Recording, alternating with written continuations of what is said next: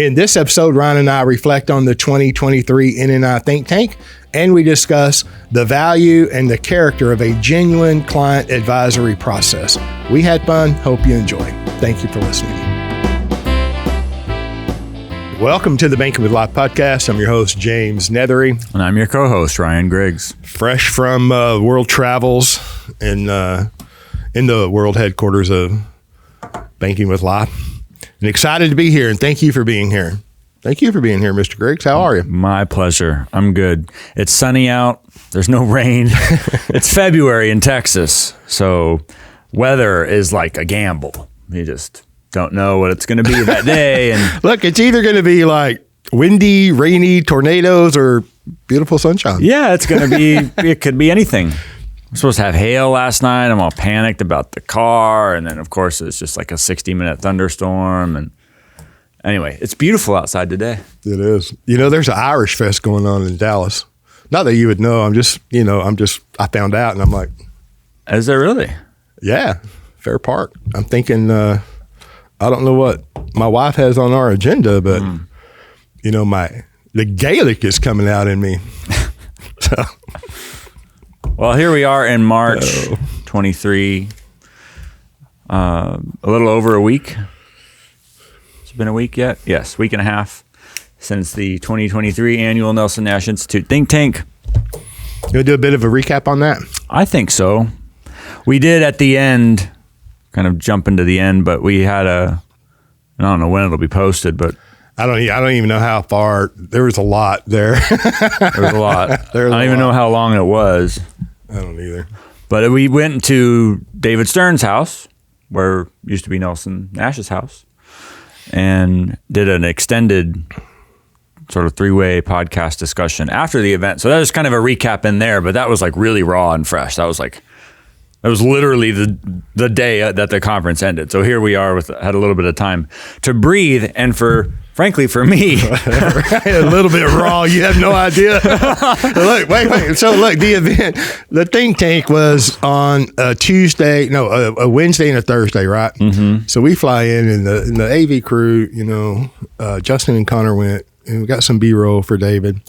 So we fly in on a Tuesday, you get to meet all your peeps.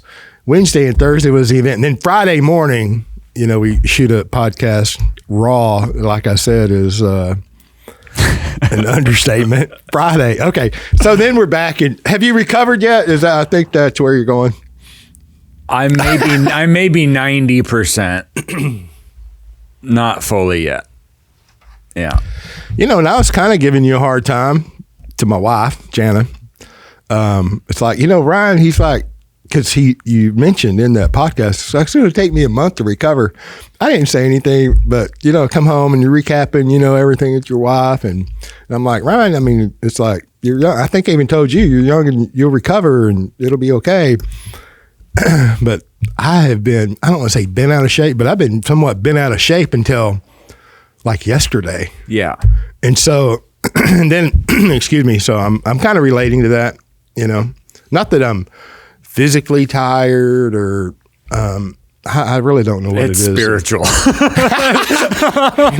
It's anxiety prior to the event, not really the event itself. Sometimes is the way I explain things, but it's a lot of work. It's a lot of work. You spoke, I spoke, and we'll get into that too, but it's a lot of work. Yeah. And kind of a unique time for the Institute. I think it's been announced, but Bob Murphy, who was an original co-founder, co-director, left the organization to pursue other projects. It's been, I think David mentions it in the conversation we have, which will be posted at some point, that it's sort of a pivotal moment for the Institute to decide how it's going to progress forward. And there's, let's say, competing visions for the role of the organization. So that was sort of the context. Of course, we're fresh off of COVID too. Like we had a meeting last year, but it was in a different venue. Mm-hmm. The format was a bit different. Well, they were doing construction downtown Birmingham last year in the hotel that we stayed in for the last time. So the venue was different last year, and then prior to that, it was virtual, right? Yeah, but which to me doesn't count. But so it's like we're coming back into it was a full house. The flow of the meeting, yeah, well attended. 200, I think David said 200 attendees, majority practitioners, some guests. And then there's this question of the direction and the role that the Institute's going to play. And okay, so Bob left the organization. So David moves my talk to basically the first slot right after his on day one. So he was going to speak on day two.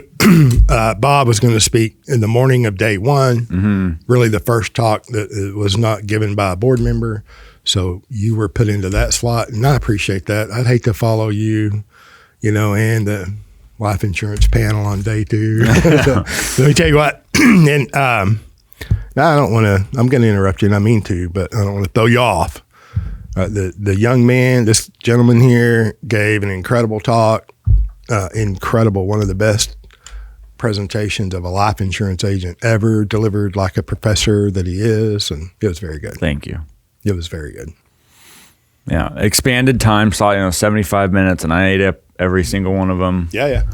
No, I did. I kind of knew halfway through, I'm like, this is going well. You kind of catch a flow, and I spent a lot of time on the slides ahead of time. I thought I had way too much. I didn't think I was going to get to everything. And you did have a lot, and you didn't get to everything, but you got to everything that needed. The point was given, the delivery, the stage presence, not only the message, right? There's a message that is, the content is stellar, but, the delivery was pretty stellar too. Thank you. Yeah. And I'm not just saying that, Well, no, I appreciate it. And it is a part of the deal because that was kind of why the rest of the time for me was so exhausting, because it was well received. And so for the next 48 hours or so, it was just sort of constant, one after the other, of the attendees coming up to talk and to share and to give feedback. And that was just a lot. I wasn't expecting that. That was... They love you. They really love you.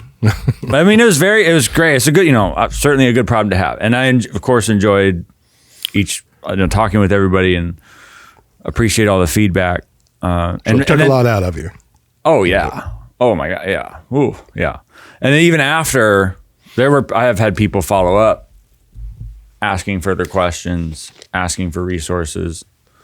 I mean, we talked about just the idea of convertible term with David in our Friday follow-up podcast. And then I've had other agents inquire about, what should a cover letter look like? How do you justify an application to or explain an application to an underwriter? Make it easy for him to say yes. Yeah. While being straightforward and full honesty. I mean, the idea that an agent, and I'm not saying it happens all the time, but every now and then you run into, an individual, an agent that might, and I want to be, I'm very positive. I want to be very positive that either doesn't present a case, no cover letter, just submits it, super preferred, and is angry if it's approved standard. And then, you argue with the underwriter why they can't get it, or trying to slip something in under the radar. Nah, that doesn't really matter, so we won't mention that. It's like, the life insurance companies they're in the life insurance business. Yeah. They want to issue policies.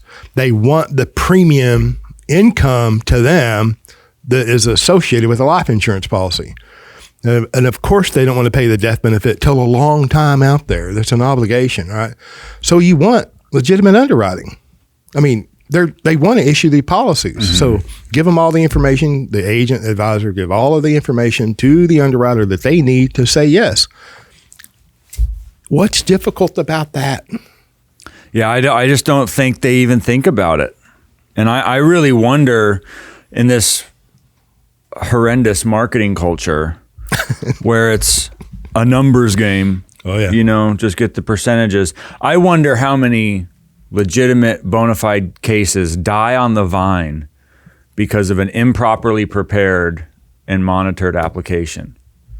Yeah, I hope. I don't know. And then how many of those people wash out who are like, well, who cares about, the industry's corrupt, the advisors are salespeople who just want to get paid, and then they get turned off.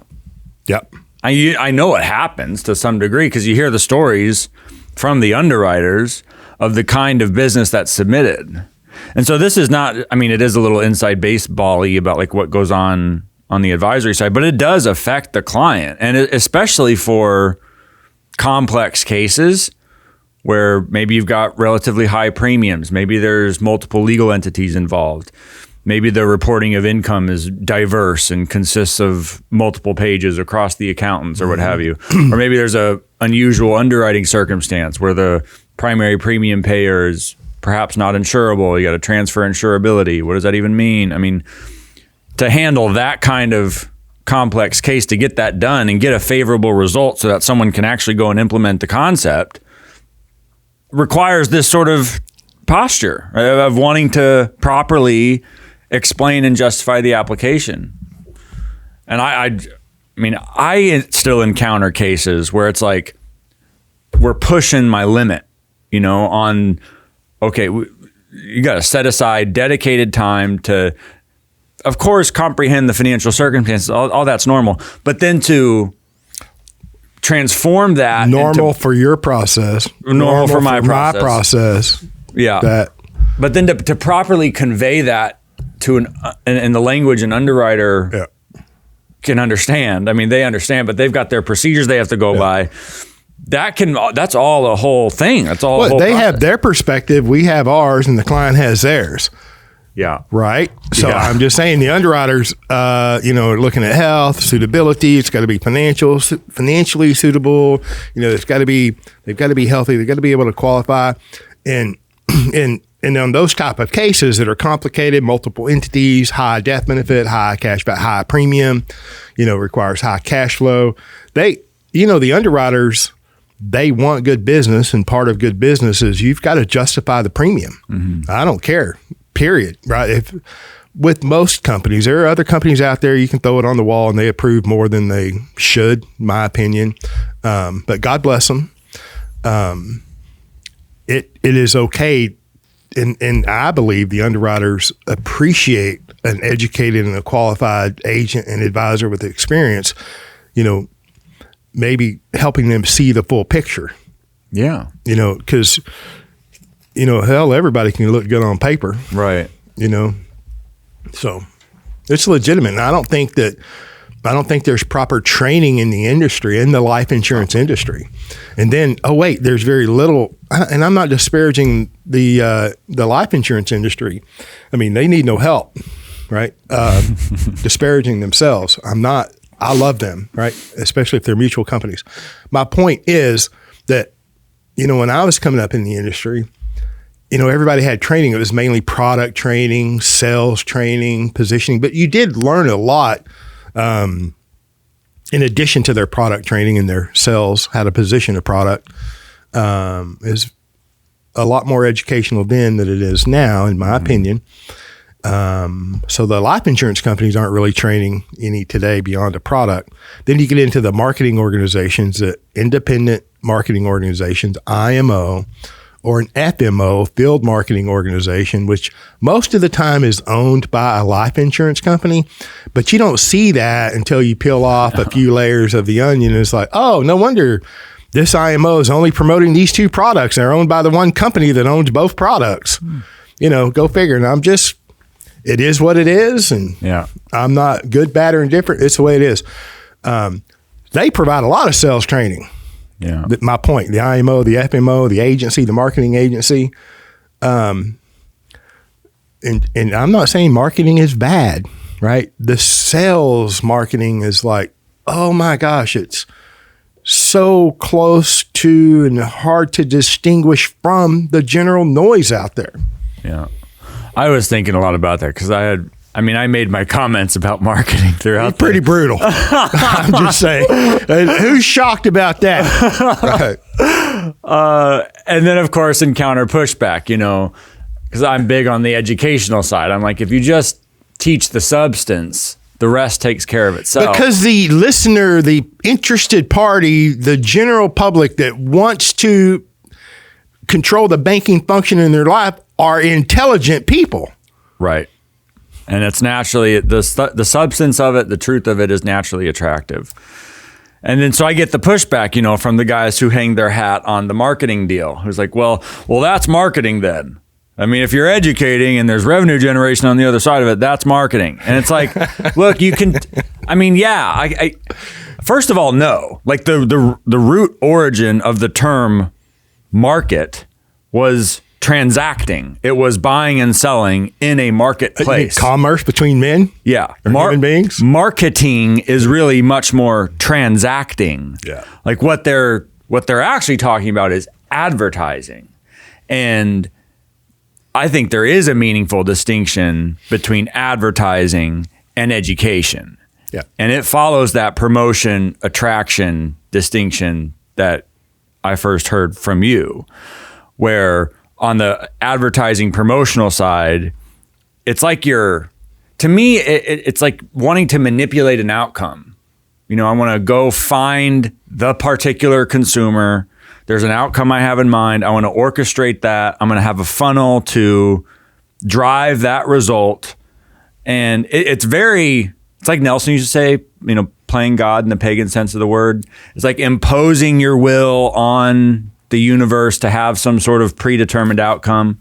Right? Whereas to my mind, the education style, attraction oriented marketing, it's not marketing, the attraction to have a educational presence in the marketplace, let's say, to me is much more faith-based.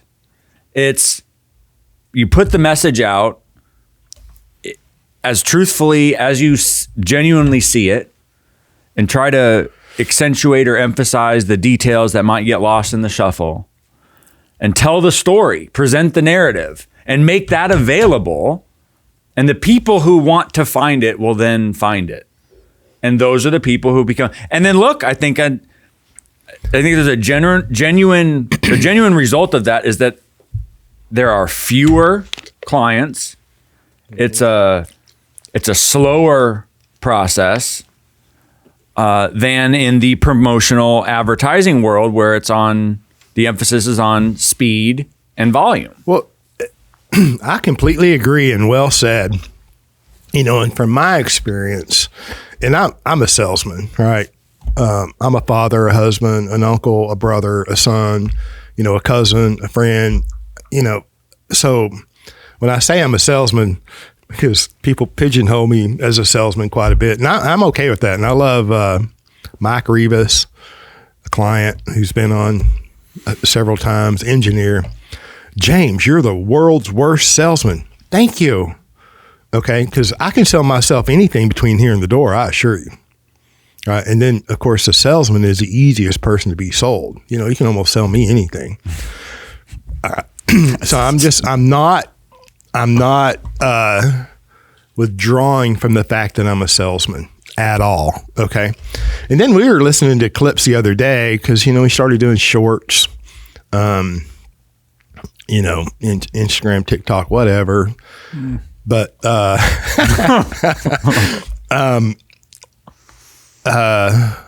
Ori Hampel was on, and we were kind of looking at that, and it's overdue it's past time for him to come back. And I know you're listening, Ori. Thank you for listening, and you know, make your way up here, please. And he was talking about very real, right? He's, you know, I don't like pushy salesmen, right? Well, of course, no one does. And he made the comment, he's like, and you're the exact opposite. I had to call you. And I'm just like, thank you. I didn't hear it the first time when we were talking, but I heard it on this clip, you know, and we weren't even looking for that. But anyway, there's no training. I'm going to go back in the very little training besides product training and sales training in the industry. Yeah. It's so much psychology too. Like I was looking at the CFP board, Certified Financial Planner board, and they have one textbook published. Oh yeah. And it's like the psychology of, I forget, I'll look up the exact title, but it's a book on the psychology of sales. Like whose idea was that? That cannot sound appealing to a consumer. Like for the educational certification board to specialize in the psychology of marketing tactics. Like, well, you got to create a need, create the fear. Let me share, and you may not even be interested, but I've got a mic, so I'm talking. Okay. It's like coming up. It's like, in the final expense industry back in the day, they like you were encouraged as a salesperson to back the hearse up to the door. Yikes. Yeah, take them to that point in time that they graduate. If they cry, they buy, and I'm telling you, I'm like, this is, how I developed my repulsiveness of, promotion and wind up. And I heard that from like Jim Rohn and, other places, Attraction, rather, that resonates with me. Yeah. There's some great marketers out there that can self-promote like nobody's business, and they, do a good job in that marketing arena. But I think the end result of that, in my experience, has been in the infinite banking footprint, and I know you've experienced it too, correct me if I'm wrong, people contact us weekly, regularly, and have for the last umpteen years.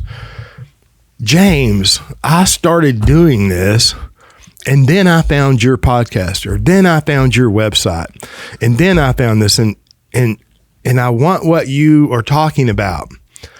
And this was part of, my talk. I talk about the noise. I feel like sometimes I wish I didn't have to talk about the noise as much as I do, but it's prevalent, and you're surrounded in it. I'm surrounded in it. Your clients are surrounded in it. Our clients are surrounded in it. Our prospective clients are surrounded in it. And you've got to be aware of it, in my opinion, and you got to be able to properly classify it so you can avoid it or take what is good of it. It's like, this is what not to do. This is what, we should do. And so my point here is that there's some impressive marketing. I don't know how many times I've said, if you can listen to a 1-minute TikTok or a 20-minute presentation or an hour and a half presentation and be fully in, ready to write, a 5, 10, 50, 100, 200, $1 million premium. I'm like, that's impressive marketing. I don't care who you are, to me. Yeah. Right. Okay. So, but then the calls that we receive regularly and have, James, I've done this. I've been doing it. I love the concept, but then I found your podcast. Then I found your website. And because maybe what they purchased didn't really, wasn't what was delivered to them, what they thought they were buying. And then, quite often what goes along with that, they won't call me back. They won't call me back. They can't get a hold of anybody. I can't. I had a guy, nice guy. It amazes me. It's still, me too. I talked about that 2 or 3 years ago. It's like to the agent advisor, that's the practitioner. It's like, if you won't answer your phone, I'll answer mine. Yeah. So, and I don't want anyone's business or interrupt any relationships. I'm just saying, answer your phone. In fact, it's awkward. And I had one this past week. I had, the guy tells me he contacted 2 practitioners. I don't know if he meant NNI or not. Eventually had one guy do the 2 policies, then found the blog, then found the podcast, then found the economic stuff. And it's like, and I wanted, one thing we mentioned about potentially talking about today is the idea of what an advisory process or strategy looks like. Because I know for certain there are some agents watching this who are like, you guys are hypocrites because you're talking about what? Not doing marketing, and here you are on a podcast talking about, and what you're effectively doing is marketing. I know that's a reaction that's out there. Let me comment on that, because if I do marketing, I think I know how to market, right? And I can put capital behind marketing. And so all of you hucksters, and I know that the hucksters are only listening so they can try to get in ahead of us, right, and market something. I'm not talking about the legitimate agents that are out there, NNI practitioners that are really doing the right thing for your clients. And I got nothing but love for you, and I hope you know that. I'm talking about the other people that, cop all your stuff and then, you got to file a copyright infringement, or they carve you out, and then they sell IUL and all of this other jank for estate planning or whatever it is, or banking or whoever, and whatever it is, those are the people that I'm talking about. And if I were to market, I mean, trust me, we get stalked. I know I get stalked. My clients get stalked. The website gets stalked with paid advertising. So that's not no secret how to do that. Yeah. So if I were going to market, I promise you it'll be attacking the noise. So you're welcome that I don't market. But my point was, like, there are material, like the answer to that, like you guys are still marketing idea, is that there are material differences in the nature and substance of the business. I mean, the idea that there is an advisory process. I talk a lot about the advisory conversation. Like, that is a thing. Like, that can possibly exist, and it's natural for that to exist. It might even be necessary for that to exist in the educational attraction style of business presence. Whereas in the promotional advertising emphasis, it's all about the numbers, the metrics, the KPIs, all of the fancy MBA business tracking, planning metrics, which really puts the cart before the horse. I had a young man who, I don't know if he's like, it was a mentoring conversation, let's put it that way. And he's in sales, not in insurance, technology, a couple years younger than me. And I was like, the emphasis on profit and revenue generation puts the cart before the horse. That is the result. That is the residual. That is what's left over after the real value is provided. Thank you. And if you just focus on solving the problems, which could involve explaining what the problems are, how to solve them, what all that looks like, if you just focus there, the rest of that stuff, the money stuff, the world is bound by causality. Like, that's the cause, there will be an effect. And in this promotional advertising world, where it's all about generating the returns, you're focusing on the result when you ought to be focusing on the cause and the work. Yes, doing the work, doing the actual work. And when that is the focus, that substance in our world is the advisory conversation. Genuine strategy. That has to be slow, because I don't know you. And I mean, y'all might know me because we've done this for a long time, but I've got to learn your situation. I've got to figure out what questions you have, what your background is. What you mean, just beyond the income, and I can pay a premium of X number of dollars? Yeah, it mystifies me. I think even in one of the talks, the guy says, we'll get inquiries and they'll tell us how much they want to pay, and off goes the illustration. And I'm like, oh my God. Yeah. There's so much ground that's, is from premiums, because I get questions more and more now, and especially where we are in the business cycle, this is becoming so relevant, and it's not that I can't wait. I don't want to cheer on economic collapse. Don't get me wrong, but there's a degree, I'm expecting a degree of vindication when the next liquidity crisis hits. Yeah, right? But look, you Austrians been just talking about that for years. I haven't. Oh, okay. You can time it properly. And I'm just taking the critics' comment, the people that say that we're out marketing, right? I'm not a perma bear. Like, yield curves aren't always inverted. Right. There's not always, it's not always the case that there's if you're not a perma bear, are you a gold bug? I'm kidding. Don't use buzzwords. Okay. There's a correction coming, and those who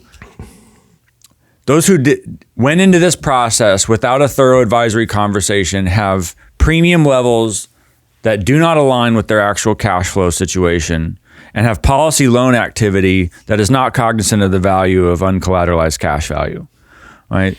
And therefore, they're gonna enjoy the results of that in the next liquidity. You're gonna process. that tree is gonna bear its kind of fruit. That's right. And that's going to be, and then conversely, for those who went in slowly and methodically, who have a premium level appropriate to their situation, a structure appropriate to their situation, and understand to some degree what opportunity discernment is, when to use the loan, when not to, the value of maintaining liquidity, of having uncollateralized cash value, I look forward to the stories of the opportunities that come available while there's blood in the streets, while the CNBC people are losing their minds. And trying to get you to be spooked out of your ever-loving mind. Yeah. In their reporting. That, I probably won't talk about it now, but did I tell you about that? Look, a gentleman, he's a client, and I got to get him to come on. I don't want to tell his whole story. He called me up. They did an unbelievable real estate deal in an unbelievable amount of time with unbelievable changes in this short amount of time. I mean, it's a beautiful story that he called, and, he started off the conversation. It's like, somewhere in the conversation early, he's like, James, and these people are successful. He's an entrepreneur, in the medical profession, and does all kinds of good stuff. Good guy, good people. He's like, James, we've never been in a position where we have so much liquid capital available. That's powerful. I'm telling you. And the opportunities that they've been able to take advantage of because of their experience, right? And their knowledge and their access to capital. We were talking earlier before we started recording about the little moment of surprise that can come towards the end of a proper advisory conversation where you've had multiple calls and the premium amount intelligently selected, the structure and the rationale for it is specified and articulated. And then you go to then at the end, go look at the illustration to see what all that looks like on paper. And I didn't mention this part, but I'll often do like late life passive cash flow, just scenarios, right? We'll look at the annual cash value growth late in life, say starting at age 70, assume the person lives to 100, and basically invariably the individual can take double what they've paid out in distribution late in life without triggering income tax. And that one benefit, that at age 70, right? And then, you've had the use of capital from now until then. And you've been able to control the banking function to the extent in which you choose to do so. And we are at that time looking at the one policy, right? If you expand the system, like this just scales. Yeah. And it's a one policy, one generation. Yeah. And we're not indexing dividends or doing dividend multipliers. There's no number inflation anywhere. Yeah. It's like, that's what this is on a very conservative basis. You're just starting now. There's probably going to be more in the future. But there's that moment of surprise. And I so much of my process is built around the questions people have. And you get further and further in the process, and it's like, so what questions do you have? Fewer and fewer questions. and they're, fewer and fewer. But there's kind of a surprise that comes with it. It's like, this it makes sense, and they're kind of looking around the corner, what am I missing? Oh yeah. It's like, I did that for the first 4 years. I'm telling you, I looked over my shoulder, like, what's wrong with this? These numbers real? Yeah. I mean, I'm an agent. Are they like doing something special for me because I'm an agent? Like, yeah, that would ever happen. And it's like, that's real. This is on the tail end of a substantial advisory process, which is on the tail end of 20 to 100 hours, however it may be, more of preliminary research. And so it's part of me is like, this isn't a secret, I'm glad but they haven't necessarily experienced it with other financial professionals at whatever level that may be. Yeah. If the general public received and experienced everything that their financial professionals believe that or tell them that they can experience, it wouldn't be such a shock. Yeah. I mean, does that make sense? Because, how many times have they been told they'll never lose money? How many times have they been told the market's only going to go up, the fees are going to do this, or whatever the situation is? Things that we all want, right? We want to be healthy. We want to be wealthy. We want to do well. We want our prodigy to do well. If we're benevolent, we want to continue being benevolent. And all of these schemes that are created by, Wall Street and whomever, and then they're delivered, and then it's an utter disappointment to the client. I mean, it's no surprise that oh, wait a minute. Once you go through a process and you see everything, even though they've seen the numbers and understood it conceptually, it's like, wow. And we experience, well, can I pay more? Can I do more? Because they don't understand. You get out there in the noise, which I'm telling you, and I said it, just earlier, people, they go do whatever it is they do, and then they find, the podcast or your Medium blog or, videos, the website, whatever. And it's like, oh my gosh, that's what I want. Part of that noise, and I said this, and I say it all the time at the think tank, the marketers out there, they try to pigeonhole. I'm talking about people that have a life insurance license that can spell IBC, or maybe they're investment gurus, and they hate life insurance in general. But they're all looking at the Nelson Nash Institute, and they're saying, we've all drank the Kool-Aid, and we only do things one way, and we're all alike. Like, all policies are built 50-50 or 60-40, whatever. I mean, that noise is out there, right? And the prospective client gets exposed to that.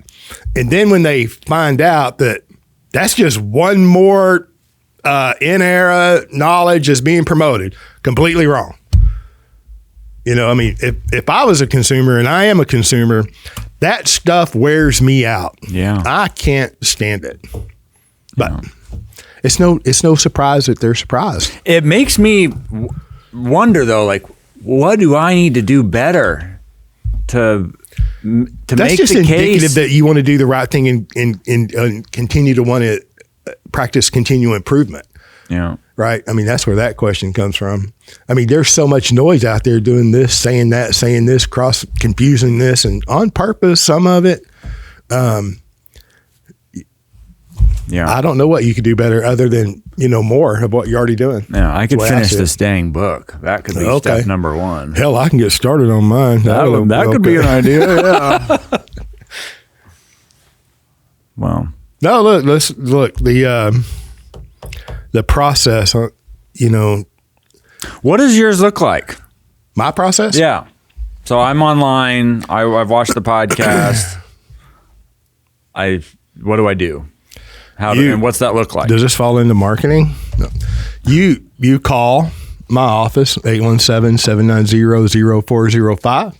We answer the phone in ordinary business hours, Central Standard Time, 8 to 9 to 5, Monday through Thursday, 9 to 2 on Fridays, because we all have families like you. You can go to bankingwithlife.com. There's a little green button right there on the first page, the home page, and it says either get started or become a client. You click on that. There's a fast track, ask a bunch of questions. If you don't want to fill that out, online, although it is secure, you can call the office and we'll help you fill that out. It's just general questions that we need to know. If we're going to make recommendations, we've got to know something. So that's where it starts. It's either a phone conversation, and I'll talk to anybody for 20 minutes. There's other people here in my office that are very able and capable. And then, so there's that conversation. Are we even a good fit? Mm-hmm. Are you realistically, I don't write universal life insurance. I do not do all of these sketchy things that are out there and promoted. We practice the infinite banking concept properly. I'm an investment advisor representative, and I'm not giving investment advice to anyone who is not my client, including you. This does not constitute investment advice. Okay, so there's a phone call. You share with us the information that we need to get started. That's the beginning of our process. And then we have further conversations on really what you understand, what you're trying to do, where's the capital come from, where you're at right now, where are you at right now, how are your assets positioned, and then, realistically, how can the infinite banking concept i.e. properly structured policies, be integrated into what you're doing. Where should you start? How should you expand? What should you expect? And then we do the work to build that, and then we convey that.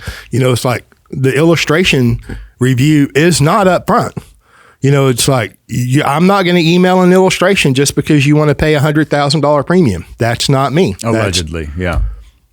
Well, yeah. Alleged 100,000, yeah.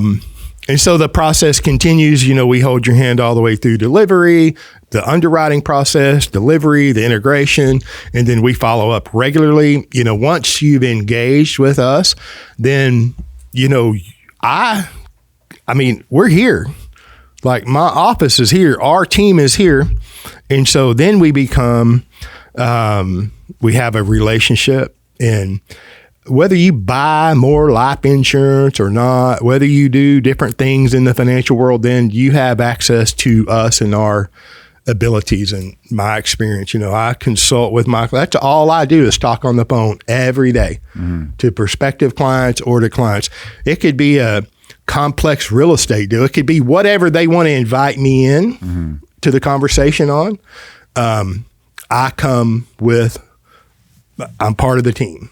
You know what I mean? So this idea of advisory, proper advisory beyond just starting and paying a premium and applying it, getting out of debt or whatever it is we're going to do. I mean, we have a track that this is a path that we're going down. We're going to get out of debt here first, this, then that. Or we're just accumulating capital to do this in the future, whatever it may be. None of them look alike. None of them look alike. Not a single case looks alike, nor should they. Right. But my point being is, then I'm accessible, from, if you want to, like I said, a complex real estate deal, a business transaction, a banking, whatever it is, if you want my opinion and input, I'll give it to you because you're our client. So in a nutshell, that's it. Well, mine is similar. And we should talk about this more often. I find myself going through it every time with new people, which is fine. We got to get the point across. But to get a hold of me, there's a get in touch form at griggscapitalstrategies.com. That's first, right? Preliminary information. Then we schedule a initial 20-minute phone call. Very low key, introductory. Yep. We always start with whatever questions.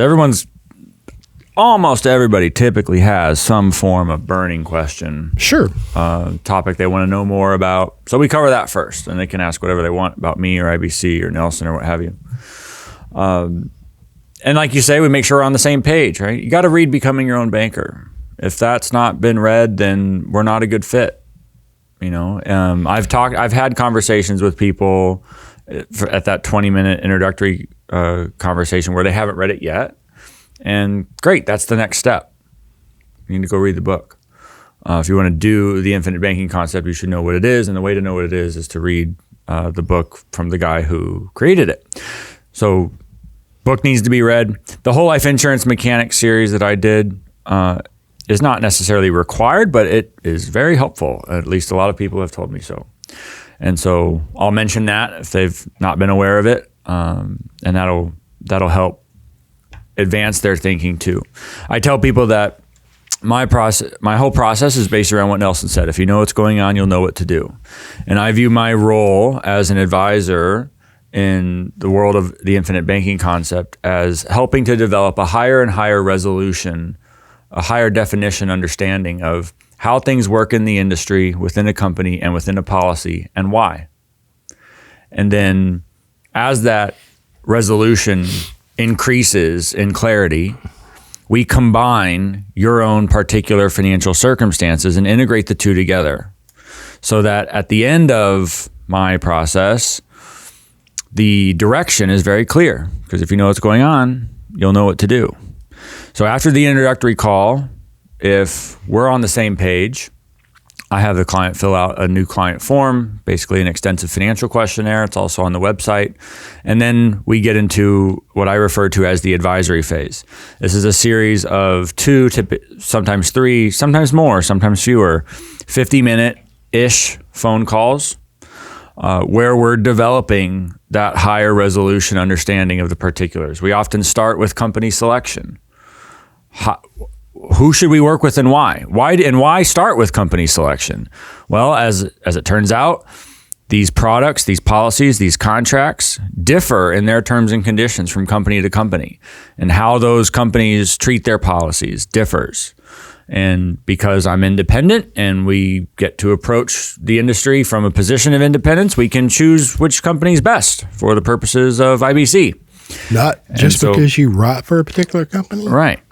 So we start with Nelson's rules, right? 100-year dividend payment history, mutuality, and then we add more: non-direct recognition, long-dated level term, highly flexible PUA riders, and narrow the field down, and I'm pretty familiar with the companies that have a presence in IBC, and so we can talk particulars. That informs the particular company selection. And once the company is known, then we can drill down into the particular terms and conditions of contracts available at that company, which has to be done before talking about premium levels and structure. Because if the timing of PUA premium payments are restricted, or if minimums are, depending on what the minimum level of PUA is, in other words, depending upon the degree of flexibility and control you have over your premiums, will in turn affect the amount. If I have a more flexible PUA rider, let's say, I have more control over the timing of payments, maybe I can afford to push more on how aggressive I want to be in developing my contractual authority to pay premium. If it's a less flexible contract, well, then the number is going to be smaller, because less flexibility means you got to be more risk cognizant. Fair enough. And if an individual comes into the process with prior contracts from other agents, we do a policy review. Right? Nothing needs to be blowing up in your face from somebody else, right? I don't want that to happen. Even if you didn't get it from me, I want you to know what you own, why you, and how to manage it. Yeah. Because that too is a part of the determination of the next phase of the expansion. Yeah. Right? You have to take that into consideration as well. So we integrate then your particular financial circumstances and start to talk through examples that are in the neighborhood of reality for you. We talk through structure. Why would you have a policy structure with relatively more to the base, like a 40-60 or a 50-50?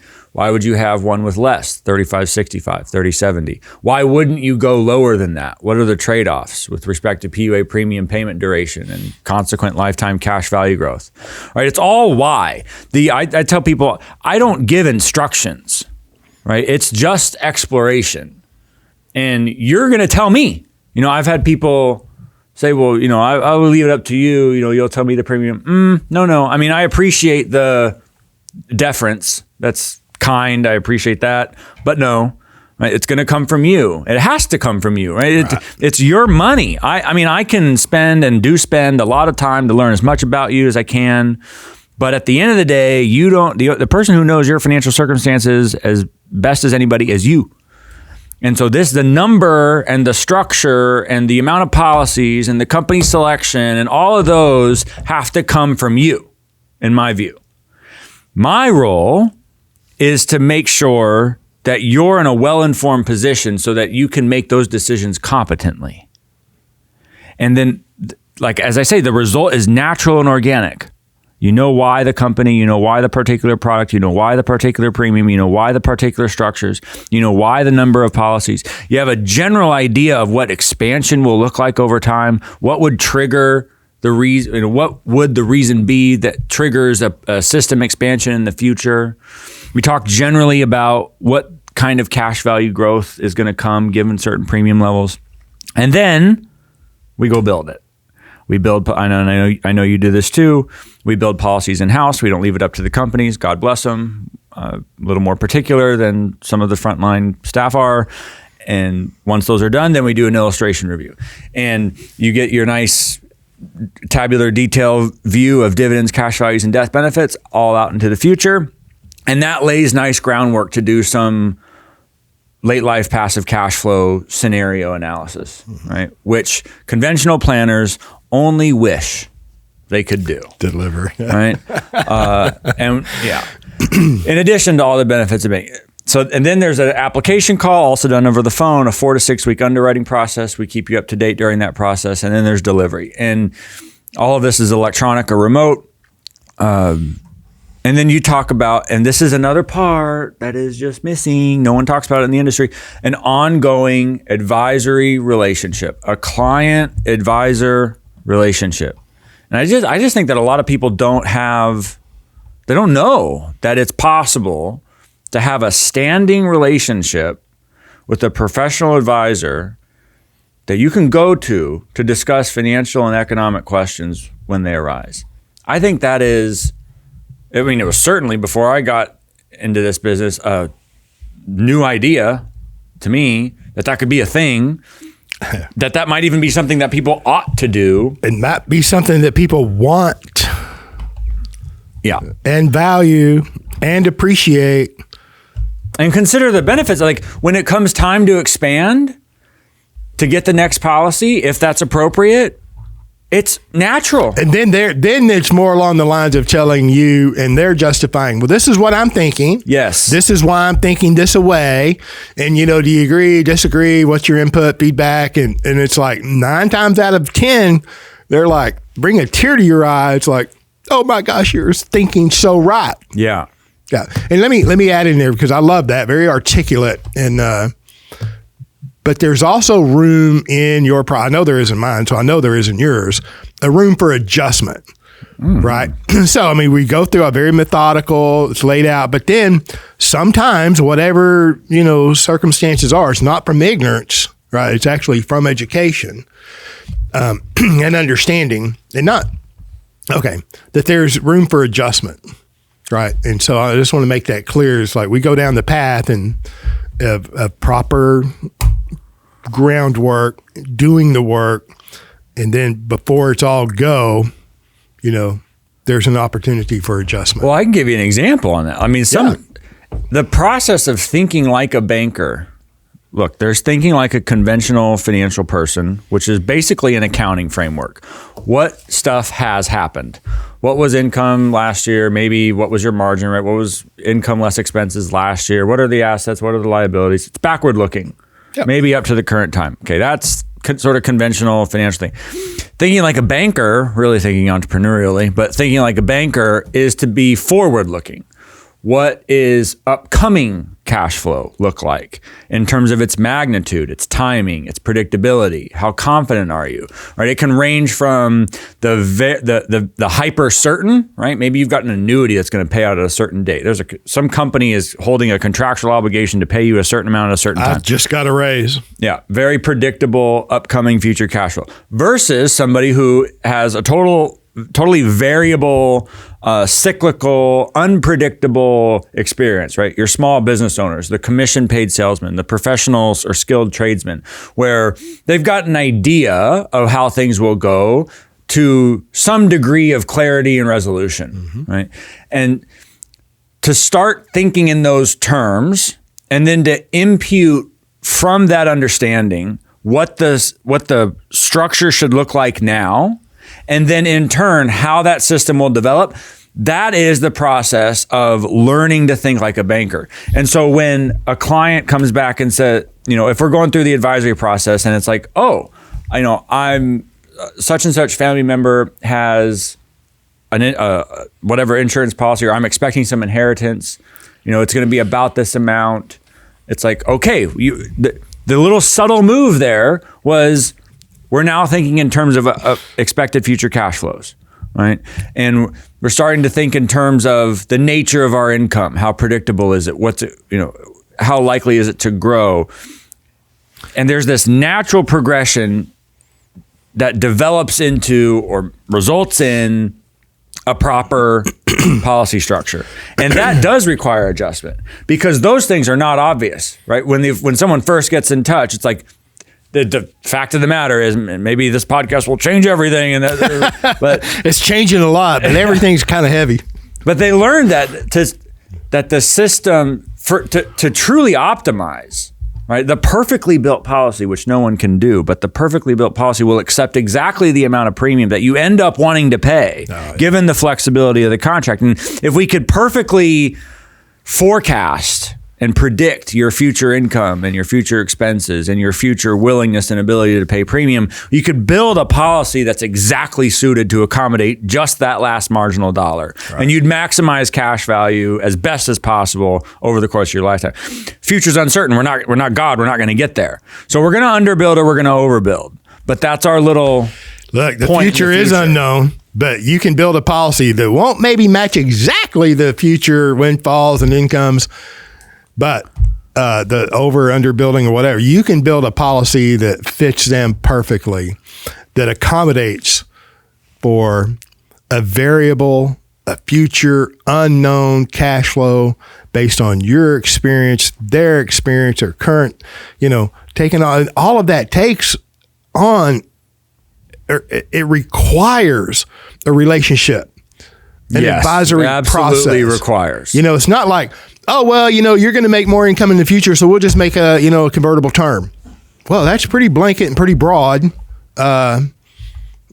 Okay, that's about like throwing a dart on the wall and not even knowing that there's a dartboard up there. So, I mean, that going through that, I completely agree. Very well said. And it reminds me of a case recently. The future, there's an inheritance, grandma's 90 and not in good health or whatever. We laid the groundwork properly, like 2 years ago, whatever. Guess what? Grandma graduated, right? And the individual's insurability changed from then till now.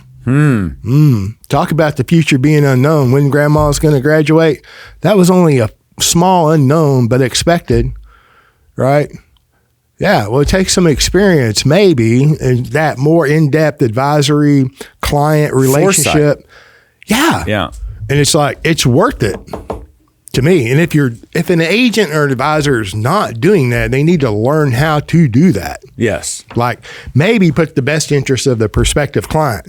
Oh, what a concept. And work from that basis in full, completely, to the best of your ability at the end of that, and you said it earlier, it's like the work is the work. And I said it at the last think tank and I'm talking to agents, right, and advisors. So at the think tank, there's 200 agents and advisors there. And I'm fully convinced. That's why I said it. If the agent and advisor will deliver, convey Nelson's message, that's what we want. Right. That's what the consumer wants. That's what the general public wants. And if you can convey that, right, with confidence and accuracy and competency, everything else that you want professionally follows.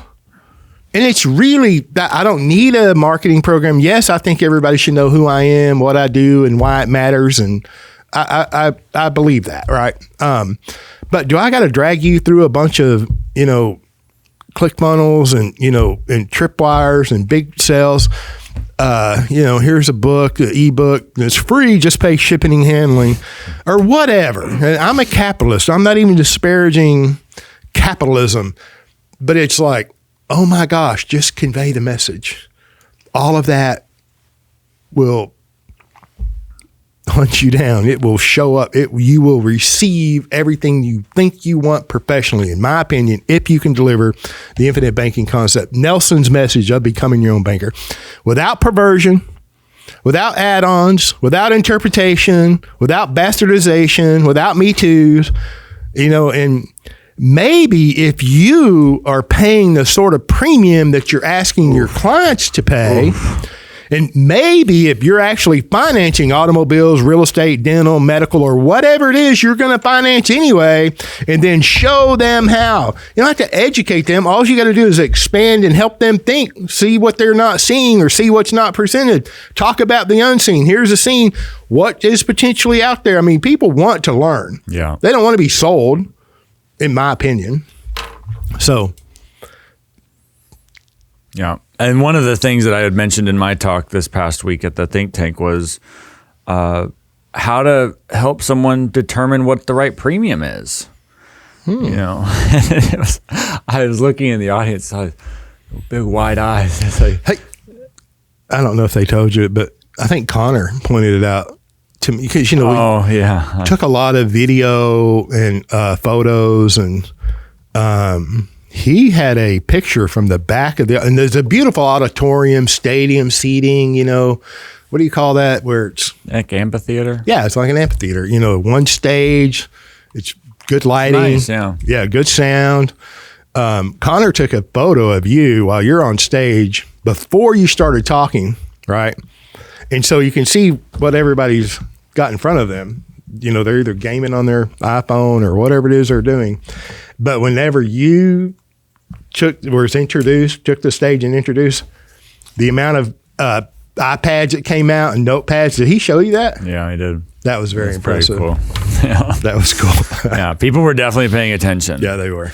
But just that one subject of how to help somebody understand how to choose the appropriate premium level and structure for themselves. You know, I don't know, maybe people just don't know, or this is just how I think of it, but to expect somebody to know the right amount of premium without going through an advisory conversation, or to impose upon them, to instruct them, to find the money, right? I remember seeing a lot of these initial videos from advisors when I first got in, you know, that part of the advisor's process, agent's process, was to help the client find the money, right? They're going to do a tax document analysis, and they're going to identify the cash flow, and then they're going to tell the client, look, you pay this and it goes over here. And I'm like, first of all, just the nature of that does not appeal to me. Like, I'm not going to review. I mean, I'll review tax documents all day to learn your situation, but to go and like sort through to pinpoint a number and then put it in an Excel spreadsheet, and it's like, ugh. It also doesn't account for the fact that the quality of the understanding of the infinite banking concept can in turn change your cash flows, right? There's like reverse causality, right? Where your understanding of what could be done could affect what you do. Right? So just looking at what's been done is not necessarily indicative of what you should be doing. Right? It's in economics. This is the economists really struggle with this, right? Because it's all about data and the statistics and the econometrics, and all of it is just like mental masturbation in economic history. We're just looking at somebody's going to clip that out here. Sure. We're just looking at what's happened in the past, you know, prices that have obtained in the past, and we're going to put it into a model, and that's going to predict what's going to happen in the future. It's like, that's history, right? You're just playing determinism, right, with special model. Like, people change. Picking time periods while you're at it. Yeah, like people change the quality of understanding of what could be done. That new learning, that transformation, will in turn affect what's done in the future. And so you can't just go and expect, like, there is no optimal, correct amount of premium hidden in the data. That it can only, the proper premium and structure can only come from this integration of what's going on, what's been going on recently in your financial circumstances, plus a new, developing, evolving, higher and higher resolution understanding of what it is to do infinite banking. Right. Only in that intersection, it's like the idea of two opposing forces that enhances accuracy, right? If you're trying to like screw in a little tiny bolt, you know, you push on one side and it enhances the accuracy.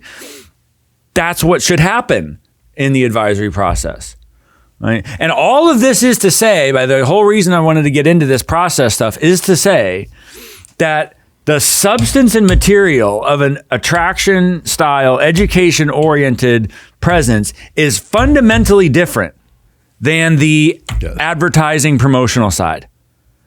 And if you don't believe me, go through one of these ClickFunnels. Go swim in that for a little bit and see how much of what we just talked about is in the promotional advertising world. And ask a few questions. Just like you said, every week. Ryan, I started asking questions about direct recognition and non-direct. And I started to ask, about the PUA flexibility, and I just wasn't impressed. I'm not trying to put anybody down. That's out there. Then there's also other people, Doug Jones, Barry Dyke, who are bona fide professionals and know what they're doing. And so I'm not saying that everybody out there is just is not, doing it properly. There are absolutely other professionals out there who I think are great. Yeah. But they're also not the ones with the big old marketing presence. Right. Yeah. And so YouTube and Facebook, and for me and for you, they hunt us down with the marketing stuff. And that's what, and by the way, I was gonna say this too, we see the numbers in the industry. Like, we know who the top producers are, and we see the kind of business. We don't have can't look at policy. I'm not talking about that. I'm talking about overall production. It's out there, right? There's a heavy promotional, advertising-oriented marketing presence out there. And it results in a lot of premium, a lot of policies. Who knows how long they'll last? Who knows what the quality is? Maybe it's great. But, we're aware of it. And so all I'm saying is that... What are you saying, Gigi? There's a difference. There's a material difference. And like I said at the very beginning, though, the attraction, it's slower and it's fewer. It's smaller. It's almost like quantity versus quality. Yeah. A couple of years ago, and Gina Wells was out there. I love Gina Wells, practitioner, been in NNI for a long time and known Nelson for a long time. I mean, I quoted her, I think it was last year. It was at that different venue. But she got it from her mentor. And I don't recall her mentor's name. So I'm attributing to Gina Wells' mentor, whose name I don't know. And in a conversation that we had, or a presentation that she did sometime in the past, she said, if you have to drag them in, you have to drag them around. And it's so true, and it resonated with me, and that's why I was quoting her. So if I've got to market to you to beat you over the head, I don't care if I couch that in an educational, funnel or whatever. I'm being benevolent. I'm just going to educate you, which is easy to fall into this idea that, I say it all the time, educated consumer and educated advisor, they come together and they work through this legitimate process, and, there's a legitimate solution and the proper solution. I'm just saying, if I have to overly market to you and drag you in almost against your will, I assure you that relationship will either grow through education and understanding as our thinking changes, because we sure don't know what we don't know in the beginning, and we can't see what we can't see. And the more you see that you didn't see. And I'm speaking plain English, straightforward, right? So your perspective of the infinite banking concept in the beginning is going to change as soon as you put your hand to the plow and you pay premium. All right. It changes. And it could be kind of negative in the beginning if you're caught up in the noise. It's like, well, what do I do next? What do I do next? I got all this cash value. What do I do next? Nothing. Take a deep breath. Yeah. Pay the premium. Focus on that. Focus on understanding the numbers if you want to on the life insurance website, because life insurance does accounting on life insurance, and you've not experienced that until you've owned a life insurance policy and watched those numbers, right? And it's like, okay, it can give you a headache sometimes, but the numbers keep going up. So, okay. Then it's like, oh, my understanding, now I'm interested and I'm learning more and I'm deep, and it's like, now it's making more sense. Or that relationship dies on the vine because they're wearing you out. What about this? What about that? I didn't read Nelson's book. I don't know this. I didn't watch Mechanic series. I didn't watch any of the over 100 hours yet. I didn't watch any of the, 45, client interviews, the unpaid people sharing their experience with me. I didn't do any of that, James. I just want to call you and what about this and what about this and what about this?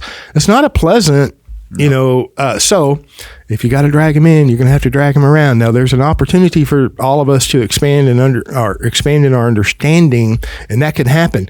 But if you continually, who wants to drag around dead weight? Right. Nobody. So it's not productive on either side. So I get the ClickFunnels, the highly skilled marketing, the proper content, verbiage, and I get all that, and I get and understand that it could be very productive as far as the number of policies that are written.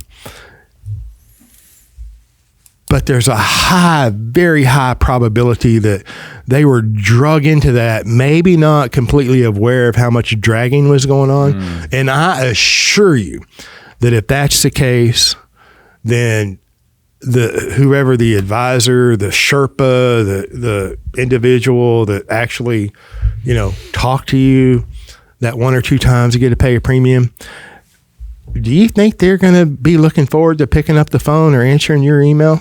No. It's like, no. So the opposite of that, right? It's like, okay, here's the material.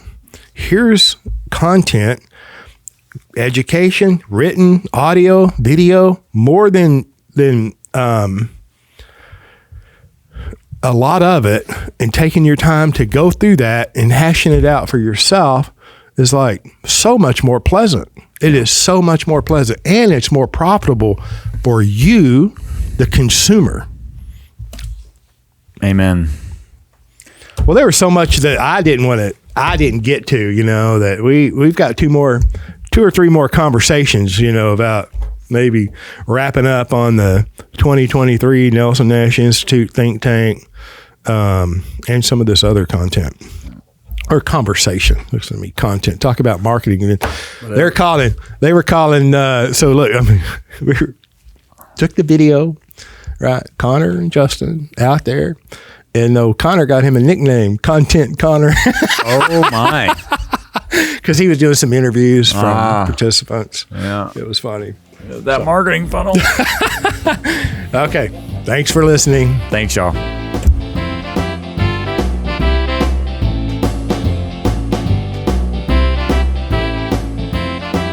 Thank you for joining us on the Banking with Life podcast.